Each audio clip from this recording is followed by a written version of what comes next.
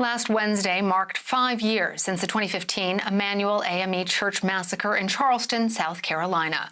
On Sunday, the city held a march to remember the 9 victims, all Black, who were murdered by white supremacists during a Bible study. Dylann Roof is currently on death row for the shooting. Sunday's march passed through downtown Charleston before ending at Mother Emanuel, the site of the racist attack. Families of those killed 5 years ago spoke, along with the family of Walter Scott, who just 2 months before the Mother Emanuel massacre was killed by a white police officer in North Charleston after being pulled over for a minor traffic violation. CBS News contributor and Democratic strategist Antjuan Seawright joins us now from Columbia, South Carolina. Antjuan, we all know that you are a proud South Carolinian. Remind us how this tragedy played out and its lasting impact in your state. Well, 5 years ago, a 21-year-old white supremacist who wanted to start a race war by the name of Dylann Roof stepped off the street to Calhoun to the historic Mother Emanuel AME Church and killed 9 people. One of those persons I was very close to, worked with him for years, the late Senator Reverend Clemente Pinckney. Happened around 8:16 p.m. If anyone knew what was going on around the country at that time, there was uprising in Ferguson, Missouri. There was high tensions in Baltimore, Maryland. And just a few weeks before, Walter Scott was killed by a white police officer in Charleston because of a broken taillight. And so it changed the country. It changed the temperature of South Carolina for forever.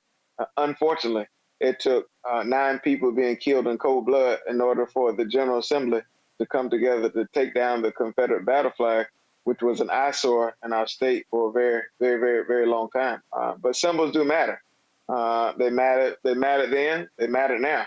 And that's part of the reason you see so much uprising around the country for people to take down monuments and figures all across this country to represent hate, bigotry, and things that we're not proud of in our past. For 5 years, people have commemorated and remembered the victims of the shooting. But we stand at a different time in history, Antjuan. Tell me from your perspective, what is different this anniversary of that shooting? As much as we want to think that a lot of things have changed, much has remained the same. The same thinking that gave Dylann Roof the notion to want to start a race war is the same thinking that we see playing out in many parts of this country, whether it's church burnings, whether it's keyboard thugs sitting behind keyboards, sending racist messages on social media. But there are some good things that have come about. As a result, again, the flag came about coming off South Carolina. There was a movement by the SEC at that point in time urging states to have the Confederate battle flag flying to take down the flag. We start to see that kind of bubble up again. And so every time in our history where there's been some big event for the bad, something good usually comes out of it. Well, talking about the Confederate flag being removed as a result, and if anyone has missed that bright yellow sweatshirt that you're wearing, you're a proud alumnus of Winthrop University. On Friday, your alma mater passed a resolution to ask state lawmakers to remove the name of Ben Tillman from the campus main building. You wrote an op-ed in the state last week urging action. Tell us about the significance of that and what's happening beyond just Winthrop. Well, I have to admit, Clemson University started a trend just days before, a week before. Clemson University Board of Trustees voted to ask the General Assembly permission to rename several buildings on its campus. And so with that, I said to myself, if something is going to happen at Winthrop University, I want to be the spark plug. So I wrote an op-ed piece reminding the Board of Trustees of who Ben Pitchfork Tillman was. He was someone who was very open about his support of lynching of people who look like me. Most people refer to him as the father of Jim Crow, and not to mention just everything about Ben Forrest Tillman and our nation's history does not represent modern day history if we want to move forward in this country. And I think as a result of George Floyd and a number of other things going on around us, the Winthrop University took a step in the right direction, asking the General Assembly to do what Clemson did, to do what the University of South Carolina did here in South Carolina as well. And I hope that the General Assembly would do the right thing.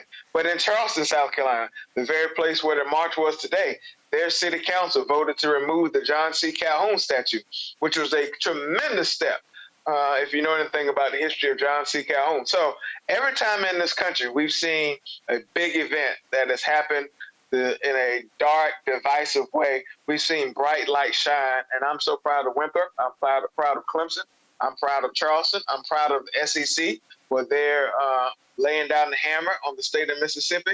I'm proud of every state, every town, every college and university, every municipality who are taking steps to expand the bright lights of our history instead of praising some of the dark spots in our nation's history. So if you're expanding those bright lights at Winthrop, any ideas of what you think the former Tillman building should be named now? Call it whatever you want. Call it Juanita Goggins, who was from Rock Hill, South Carolina, one of the first African-American women elected to the South Carolina General Assembly. She grew up 5 minutes down the street from the Winthrop campus. Winthrop started out as an all-female institution. It has evolved to one of the state's most diverse institutions. There's so many historical figures in the state that I think represent the goodness about South Carolina, the goodness about this country. I think we should highlight those things and really turn down the lights on some of these other figures who I do not think represent the good parts about the American experiment. It is worth lifting up some of those lesser-known names from history. Let's talk about 2020. Presumptive Democratic presidential nominee Joe Biden made remarks Wednesday to mark 5 years since the attack. Tell us more about the presence of either political party on the ground during the ceremony. Well, I tell you what, nobody has a more personal connection to South Carolina in this presidential race than Joe Biden. Shortly after his son died, South Carolina, Charleston was the place he came to heal and to mentally prepare himself for life after the death of a child. He was at that funeral. He and Clemente Pinckney had a very strong bond and relationship. I have a picture of the two of them that I sent to the VP last Tuesday night. And so Biden's presence is another prime example of why people embraced him in South Carolina during the presidential preference primary. He understands how to deal with the loss of a loved one. He understands the hurt that people will experience as you go through this journey called life.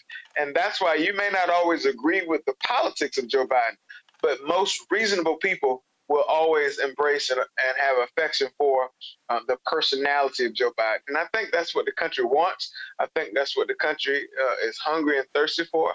That's why I believe you see some of the early polls shaping up to be what they are. Before I let you go, I just want to circle back to the march that took place. And as I mentioned, Walter Scott's family was in attendance. Can you tell us anything more about how they are dealing now, having lost him 5 years ago? Well, you know, it's a marathon, not a sprint. Anytime you have to overcome death in any way. But the way Walter Scott was killed, I mean, that's just a different animal to deal with as relates to death. But when I talk about good things happening out of dark moments in our history, as a result of the Walter Scott shooting, sadly, South Carolina was the first state in the union to pass body cam legislation. Ironically, it was the speech given by the late Senator and Reverend Clemente Pinckney on the South Carolina Senate floor that most people would agree, Democrats and Republicans in South Carolina, was the alley-oop or the slam dunk to pass that legislation. It was a speech that he talked about Doubting Thomas. He put the faith and the politics together, and he changed the narrative of a conversation that was not going anywhere. I was so fortunate to be there. And so, again, Walter Scott's family will still have to deal with the fact that a white cop shot Walter Scott in the back, all because of a broken taillight, and the rest is history about that story. But for every major tragedy, I think there's been major triumph. And that's the beauty about the American experiment. Unfortunately, people will still have to grieve on days like today, Father's Day, but Walter Scott, George Floyd, Ahmaud Arbery, and some of those will not be around. So much work yet to be done, but I appreciate your optimism. Antjuan, thank you. Thank you.